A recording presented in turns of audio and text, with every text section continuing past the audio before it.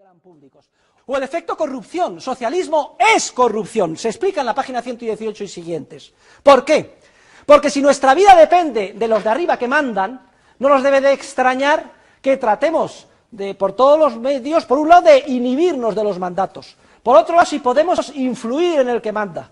El proceso, en vez de ser un proceso pacífico, de tratar de detectar las necesidades ajenas y servir a los consumidores, a los otros, de la mejor manera posible, vendiendo los mejores productos al precio más bajo, ahora dedicamos nuestra mayor parte de ingenio y esfuerzo a tratar de influir sobre el que manda, sobre los órganos de poder. Y hacernos con el poder para imponer a los demás lo que a nosotros nos viene bien. Los hábitos de conducta dejan de ser ya hábitos pacíficos, de intercambio. Decía Montesquieu, allí donde hay comercio, las costumbres son dulces. Recuerden el viejo adagio chino, si no sabes sonreír, no abras una tienda. En cambio, si tú quieres vender, sonríe y sea amigable, desarrolla los hábitos de paz y de intercambio voluntario. En cambio, el socialismo lo que hace es imbuir hábitos de una manera tácita, implícita, sin que nos demos cuenta, basados en la violencia, en la agresividad, en tratar de conseguir el poder para imponer lo que nos interesa a los demás por la fuerza. Y es un efecto profundamente corruptor. Nos damos cuenta de que logramos mejor nuestros fines si nos dedicamos a hacer manifestaciones, presiones, influir sobre el poder, conseguir el poder político. Hay un proceso de lucha por el poder que sustituye paulatinamente al proceso pacífico y armonioso de intercambio voluntario típico del mercado. También hay un efecto corruptor de tipo defensivo. Yo me acuerdo que había un viejo adagio en los países del este de Europa que decía, en los países comunistas la corrupción no es el problema, es la solución a los problemas. No hay gasolina, solamente la tienen los miembros del Partido Comunista, que para ganarse un sobresueldo la venden en el mercado negro. Y entonces se sabía que en determinado túnel en Moscú, todo el mundo que quería podía comprar gasolina. Corrupción, pero solución a los problemas. Nadie consigue una licencia urbanística en Sevilla, pero se sabe que a través de determinado despacho de arquitectos, donde hay un hermano de un vicepresidente de gobierno, se consigue la licencia. ¡Menos mal! Porque por lo menos se puede construir algo, aunque sea corrupción. ¿Se dan ustedes cuenta?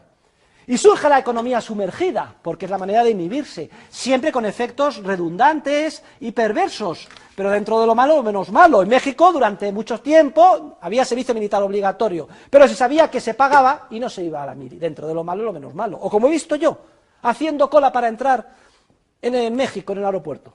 Todo el mundo con su pasaporte. Y el señor que está delante mía, ni pasaporte ni leches. Sacó un billete de $100, pum, lo puso en el sello y entró. Se terminó la historia. Pues una manera de entrar en el país.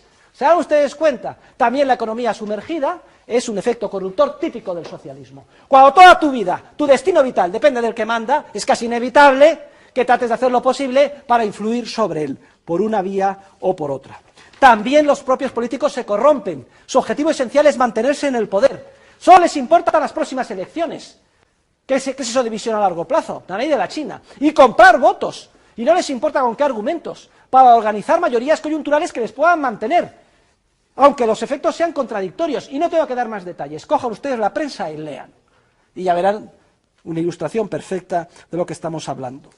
O la corrupción en los organismos de tipo burocrático. Porque los gobernantes siempre plasman sus mandatos a través de funcionarios y burócratas. ¿Y qué es lo que quiere un funcionario o burócrata? Aumentar su prestigio, que le den más salario, crecer en la escala funcionarial, tener más empleados a sus órdenes. Todo eso, justificar su presencia, decir que es imprescindible que haya un Ministerio de la Mujer, que es imprescindible una ayuda o de agencia contra toda la lista, siempre es imprescindible. ¿Ha habido algún caso en la historia de un funcionario que se haya levantado y haya dicho, señores, analizado en los objetivos de mi agencia, hemos llegado a la conclusión de que costamos más del beneficio que producimos y por tanto le he pedido a mi ministro que seamos disueltos y nos echen a todos? ¿Hay algún caso en la historia de esto? ¡Jamás! No importa la tontería que sea, el funcionario siempre dirá que es imprescindible su función, que está limitado por el presupuesto, que no tiene suficientes medios y que necesita más. ¿Es que el funcionario es malo? ¿Es perverso? ¿Es el demonio? ¡No! El funcionario es igual que usted y yo. Igual. Lo que pasa es que en un entorno de coacción burocrática, los incentivos les lleva a actuar de esa manera. Inevitablemente. A usted la sacan de una empresa. El estado del bienestar nos ofrece liberarnos de nuestra responsabilidad. Nos ofrece liberarnos de las consecuencias de nuestras acciones. Te esfuerces o no te esfuerces, trabajes o no trabajes, en fin, un poquito hagas lo que hagas, este estado te va a dar un cierto nivel de bienestar, un cierto nivel de seguridad. Por lo tanto, si vas a la escuela y no haces los deberes, no pasa nada en el fondo. Y si, bueno, si trabajas más rápido, menos rápido, si no trabajas, es que mira, aquí hay una garantía para todos. Eso es muy importante porque nos libera de aquel hecho fundamental de la verdadera libertad, que es la responsabilidad, y que es un hecho que indudablemente pesa. O sea, cuando yo soy responsable porque soy libre, tengo que entender que si me equivoco voy a tener consecuencias, y consecuencias muy serias, lógicamente. O sea, mis conductas libres tienen consecuencias importantes. Lo que el estado de bienestar ofrece es diluir, finalmente eliminar, si pudiera, ese tipo de ligazón entre lo que hago y lo que recibo, que es la base de toda conducta de libertad responsable. Nos ofrece además, igualmente importante, liberarnos de la responsabilidad con nuestro entorno. Hijos, padres, en fin, todos aquellos seres que han formado siempre el entorno humano sin el cual difícilmente hemos podido existir. Y por eso que el estado del bienestar se orienta a copar todas aquellas funciones que han sido la base de esa responsabilidad interhumana tan importante. La escuela la toma el Estado, o sea, la formación de nuestros hijos. Ya desde pequeñitos, ojalá, si tiene dinero desde que nacen prácticamente, porque ahí estarán los mejores técnicos para hacer aquella tarea que los padres ya no necesitan hacer. Estas son invitaciones muy atractivas. No hay un padre que te dice, no te preocupes de eso de educar a los niños, eso no. Y claro que cuesta, si todos sabemos que nos cuesta. Y eso de educarlos, no te preocupes. Y los valores, no. O sea, te va ofreciendo una serie de cosas ante las cuales los individuos se han mostrado tremendamente receptivos, porque lo han aceptado voluntariamente. No podemos decir que aquí ha venido una dictadura comunista a decirle te quito a tus hijos, no. O te dicen, mira, a tus padres, no te preocupes tanto de ellos, y total les vamos a dar una pensión y esto y este otro, y en fin. Y si estás casado, no importa que te divorcies o que te separes, porque total el Estado va a reparar todo aquello que tú has dejado de hacer. Y quieres viajar o quieres hacer lo que quieras, hazlo, porque, bueno, eres libre, porque mañana tendrás igual una base de bienestar. Es decir, nos invita a una libertad irresponsable, ante lo cual los seres humanos nos hemos mostrado terriblemente receptivos, porque la invitación realmente que es difícil de rechazar. Después de todo, la verdadera libertad es crear lazos sociales. Por lo tanto, la libertad no es un haz lo que quieras, todo lo contrario. Es un crear vínculos de extraordinaria fortaleza para poder defendernos como seres libres. Porque el ser que no tiene estos vínculos, que no tiene lazos humanos que lo sustentan, que no tiene una fortaleza en la sociedad civil, es un ser atomizado y absolutamente dependiente del Estado. Porque si no tienes a nadie que debe ayudarte, porque tú has creado un vínculo con tu accionar, que diga, mañana estos seres humanos se van a hacer cargo de mi enfermedad o de mi vejez, porque yo me hice responsablemente cargo de la parte que tenía que hacerme cargo. Si uno renuncia a eso para ser libre y decir, no, ahora me voy a viajar y que se las arreglen ellos, es que indudablemente va a tener que recurrir ese ser humano, cuando tenga los problemas o las deficiencias que todos vamos a tener, cuando por la vejez o por la enfermedad o por lo que sea, vamos a tener que pedir a grito el Estado. Por tanto, aquí hay un proyecto que es extraordinariamente complejo, que nos dice, libérate de todo lo que quieras, vive tan libre como quieras, ¿no? Y mañana estarás acá, porque acá te damos esa seguridad que te permite. Y esa seguridad es la seguridad del Estado, la seguridad de los grandes sistemas que han creado los estados del bienestar y responsabilidad. Libertad con falta de responsabilidad. Esencial para entender el tremendo impacto de estas ofertas que el estado del bienestar hace. No solo eso, libertad con falta de moral.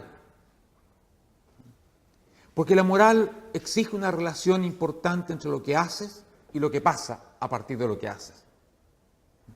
Cuando lo que tú haces, como les decía, hacer los deberes o no, o trabajar o no, o en fin, o sea lo que sea, no tiene consecuencias reales, se destruye la base de la moralidad. Pasa a ser una moralidad un poco superficial. Bueno, sí, soy bueno porque me gusta ser bueno, pero podría ser malo y no pasa nada. Hago los deberes en la escuela porque me gusta hacerlo. Pues si no los hago, me han dicho que va a haber un Estado que me va a dar 1000 oportunidades y que finalmente me mantendrá independientemente de lo que haga. Ese tipo de relación que disocia el accionar de las consecuencias destruye cualquier moral que tenga una base, excepto algunos que siempre seguirán siendo correctos y rectos, etcétera, pero tiende a dinamitar la responsabilidad moral. Y yo voy a volver sobre ello porque creo que este es el efecto fundamental de los estados del bienestar y que los va a terminar destruyendo. Porque el que crea una sociedad amoral, el que destruye la relación entre lo que hago, el uso de mi libertad y los resultados, el que quiebra la responsabilidad individual, termina creando una sociedad imposible de sostener. Y eso es lo que los estados del bienestar han tenido que enfrentar, justamente porque han tenido éxito. Los totalitarismos lo han enfrentado a partir de la represión del individuo, que ha terminado creando sociedades de anomia moral, de falta total de responsabilidad, a partir de una situación muy distinta, pero que han llegado también a esa situación donde el conjunto de individuos ya no tiene esas relaciones básicas de responsabilidad, de moral, y eso lleva a que el conjunto social termina autodestruyéndose. Y de hecho los regímenes totalitarios han terminado prácticamente autodestruyéndose o amenazados de autodestrucción, sino que es la estructuración misma de ese Estado, que es muy importante entender. Se ha estructurado como una economía planificada, cerrada y monopólica. O sea, toda la gestión pública, todo este tipo de servicios se ha estructurado como grandes monopolios públicos donde no hay libertad para competir ni libertad para elegir en lo fundamental. Por lo tanto, se trata de clientes cautivos o ciudadanos cautivos que reciben algo, en realidad pasan a ser súbditos, que reciben una escuela, que reciben un hospital, sino que el estado del bienestar y la clase política y todo su aparato funciona como los Reyes Magos españoles o como el Papá Noel de otras partes o el viejito Pascuero de Chile, en fin, todo esto. Tiene que traer regalos nuevos cada Navidad. No puede llegar en diciembre y decirle, sigue jugando con los viejos juguetes. No, ya la gente ya jugó con eso, ya los tiene, derecho adquirido ya es derecho olvidado porque está allí, es como todo lo que tenemos y que está ahí, como el agua caliente del grifo, ya nos olvidamos del tremendo progreso que es porque está allí. Tiene una dinámica donde su clase política tiene que todo el tiempo venir con nuevas reformas, con ampliaciones, siempre hay que ofrecer más a un público que ya tiene además una dinámica del descontento si no recibes más. Porque se trata de una sociedad fundamentalmente infantilizada. Es que la metáfora del Papá Noel o de los Reyes Magos es exactamente esa. El ciudadano se espera más. Y el político le va a dar más, y el ciudadano le va a dar su voto. Y la sociedad de responsabilidad ha destruido muchas veces el incentivo incluso a trabajar o a crear. Porque claro, dando derecho al final, el que trabaja o no trabaja, habrá que sacarle al que trabaja para darle derechos a todos los demás. Esto en Suecia, un país donde yo viví mucho tiempo, fue una enfermedad. Al final eran tan grandes los derechos universales que el incentivo a trabajar estaba absolutamente destruido. Por lo tanto, era evidente de que ese sistema no podía mantenerse cuando destruías el incentivo a ingresar lo que el Estado tenía que gastar después, y fue una mecánica muy difícil de corregir. Destruyen el trabajo, pero no solo cualquier trabajo, destruye especialmente el trabajo legal. Porque es el trabajo legal el que paga todo aquello que va a las arcas del Estado. Incentiva el trabajo ilegal, de hecho. Otra forma de salida ha sido la autorreforma de los sistemas. Es lo que emprendió China. El Partido Comunista Chino entendió que había una incompatibilidad entre el sistema que había creado y su monopolio del poder. Y que tenía que meter capitalismo porque si no se hundían. O sea, entendieron la mecánica autodestructiva de la base económica de su sistema. Esa fue su gran gracia. Y fueron introduciendo capitalismo. La primera gran reforma, a finales de los 70, comienzos de los 80, fue darle a sus campesinos el derecho a ser pequeños capitalistas.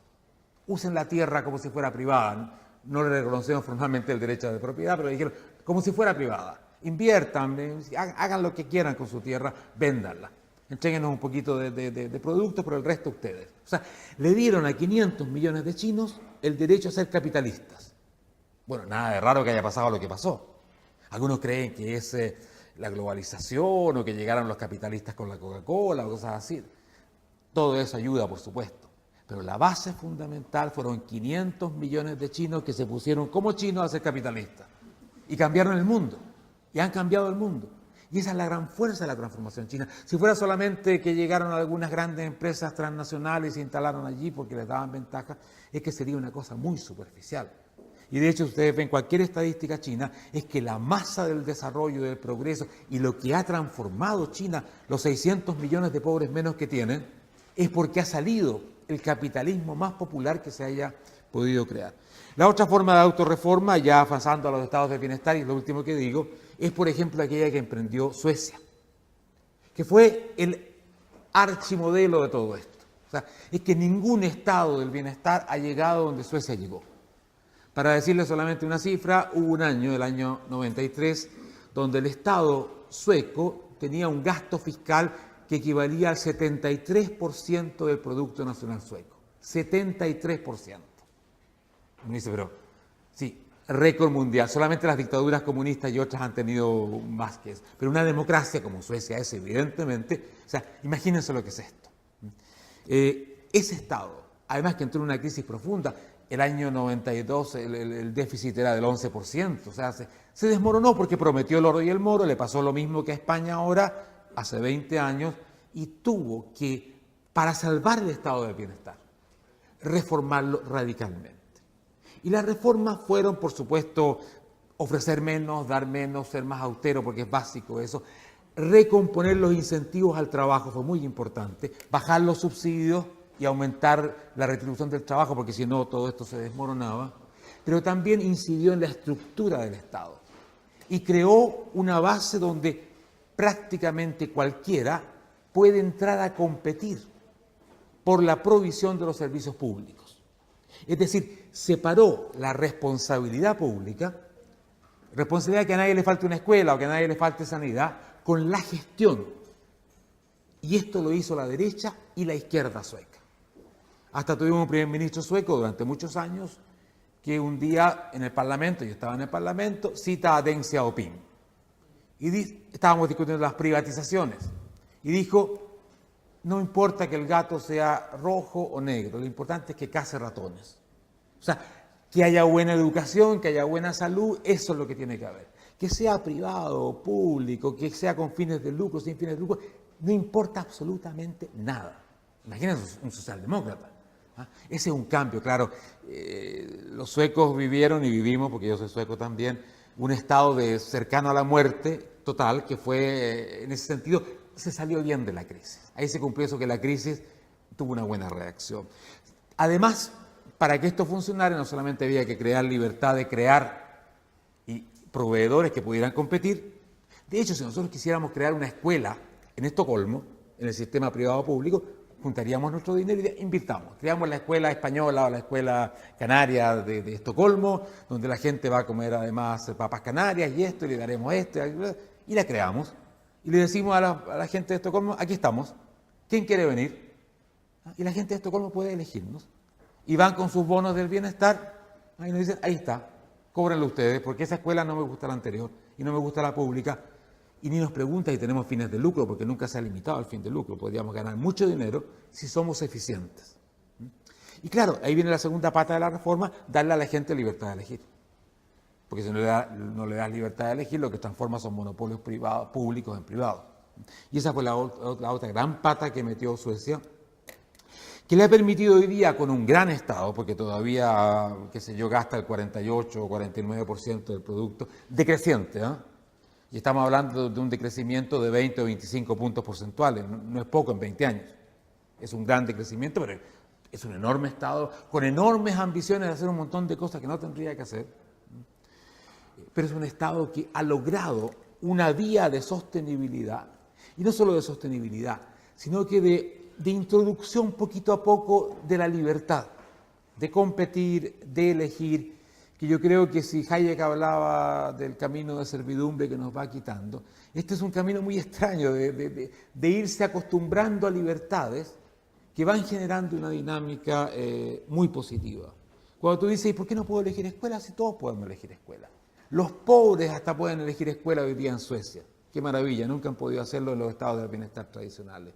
Cuando das esas libertades, de pronto la gente dice, sí, podemos elegir y podemos llegar a situaciones donde nuestra responsabilidad personal esté menos reñida, por lo menos, con sociedades sostenibles. Y es que, como he dicho antes, los seres humanos de a pie, y esa es nuestra naturaleza, y lo siento por los tratadistas de economía neoclásica, así hemos sido creados, y es lo que nos distingue, estamos dotados de una innata capacidad creativa. Continuamente descubrimos nuevas cosas, nuevos fines, nuevos medios.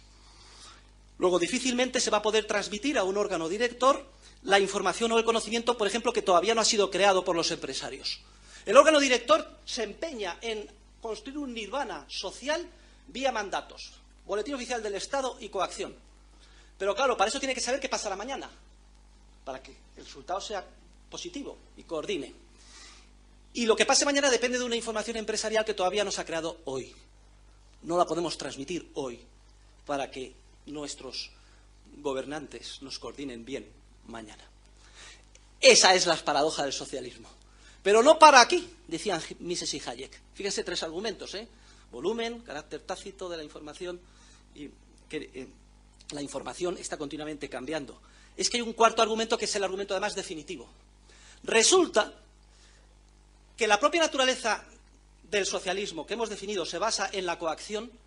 El impacto coactivo sobre el cuerpo social, sobre la sociedad civil, bloquea, dificulta o imposibilita, allí donde precisamente impacta y en la medida en que impacte, la creación empresarial de información, que es precisamente la que necesita, como agua de mayo, el gobernante para dar un contenido coordinador a sus mandatos. Luego, esa es la demostración, en términos científicos, de que el socialismo es teóricamente imposible, porque no puede hacerse con la información que necesita para dar un contenido coordinador a sus mandatos. Y fíjense ustedes, bueno, pues descoordinación y desorden social. He dicho que el acto empresarial puro coordina. Luego, siempre que el socialismo incide coaccionando, se produce un efecto de descoordinación. Ponía el ejemplo antes. Aquí se malutiliza un recurso, aquí se necesita con urgencia. Entonces, el empresario se da cuenta de que hay una oportunidad de ganancia. Compra barato, vende caro. Transmite información y coordina.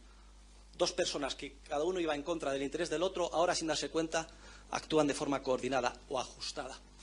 El socialismo, al impedir por la fuerza eso, en mayor o menor medida, y en la medida en que tenga éxito, descoordina o desajusta. Por eso, todos los conflictos sociales, en cualquier área que podamos ahora concebir, y todos tenemos en la mente, desde los atascos de tráfico hasta la escasez de vivienda, etcétera, son resultado del socialismo, es decir, de medidas de intervención coactiva sobre una parcela concreta de la sociedad. Siempre veremos los efectos de descoordinación, frustración de planes, siempre allí donde incida y en la medida en que incida la acción intervencionista y coactiva típica del socialismo. Lo curioso es que los socialistas, cuando observan y se hace obvio el desajuste, la descoordinación, el conflicto y el agravamiento del problema, ¿saben cómo suelen reaccionar ante esa realidad? Demandando ulteriores dosis de socialismo, es decir, más coacción institucional. Y así en un proceso en el que los problemas, en vez de solucionarse, se agravan indefinidamente, con más peso cada vez del Estado. Por eso es típico también del socialismo el totalitarismo. El ideal socialista exige, en esa dinámica, abarcar sus tentáculos por todos los intersticios sociales. Luego, como consecuencias periféricas del socialismo, tenemos esa descoordinación, ese desorden creciente que se utiliza para justificar mayores dosis de socialismo de intervención en una dinámica hacia el totalitarismo que parece que nunca acaba. Otra característica del socialismo es dar bandazos. Se prueba, se ve, se intenta más, se agravan los problemas y luego se da un bandazo de política y se intenta la coacción de otra forma, de una manera errática. ¿Por qué? Porque los efectos que tienen las medidas de intervención suelen ser justo los contrarios de aquellos que se pretendía. Se considera que hay gente que gana poco. Vamos a hacer una ley de salario mínimo. El resultado, más paro, más pobreza y, sobre todo, perjudicando a los grupos sociales que por primera vez acceden al mercado de trabajo, que son los jóvenes, o las mujeres, o las minorías étnicas, o los emigrantes. Aquellos a los que se quiere favorecer son los primeros perjudicados. Pero toda esta hipocresía de lo políticamente correcto que hay en el mundo que nos rodea tiende a ocultar estas cosas de la situación en que se encuentra. El socialismo actúa además como una especie de droga u opio, inhibidor de muchas cosas. Genera mala inversión sistemática porque distorsiona las señales de dónde hay que invertir para satisfacer los deseos de los consumidores. Agudiza los problemas de escasez.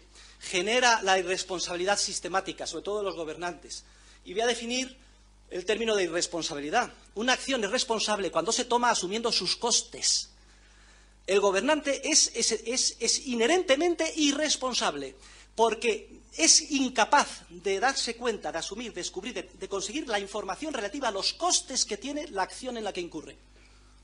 No solo pierde la información de primera mano que necesita para coordinar, sino que tampoco tiene la información de primera mano respecto de los costes que genera su acción, sin este tipo de intervenciones.